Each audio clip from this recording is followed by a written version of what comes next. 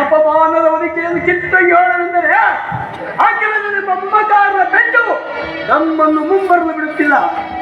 ಹೇಳಿ ಆ ಕೈಗಳ ಶಿರಸ್ಸನ್ನು ಈ ಭೂಮಿಗೆ ಕೆಡವಲಾಗಿ ಮಾಡಿದ ಏನು ಎಷ್ಟೇ ಆಗಲಿ ಹೆಂಗಸು ಹೆಂಗಳೆಯರ ಮನಸ್ಸೇ ಅನುಮಾನ ದೇವಿ.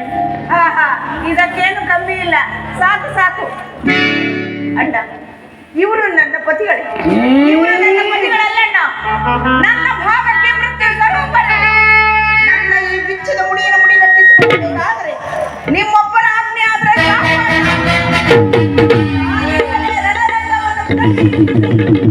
ನನ್ನ ವೈರಿಗಳನ್ನೆಲ್ಲ ನನ್ನ ಈ ಬಿಚ್ಚದ ಮುಡಿಯನ್ನು ಕಟ್ಟಿಸಿಕೊಳ್ಳುತ್ತೇನೆ ಅಣ್ಣ.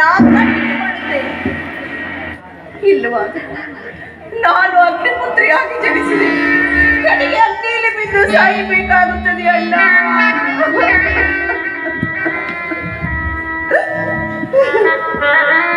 ತೀರೆ ಚೆನ್ನಾಗಿತ್ತು.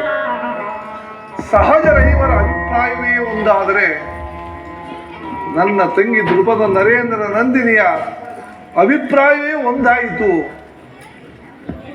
ಅಲ್ಲವೇ ಭೀಮಸೇನ? ಅದಕ್ಕೆ ನಾನೇನು ಮಾಡಲಿ, ಅದಕ್ಕೆ ನೀನೇನು ಮಾಡಿ.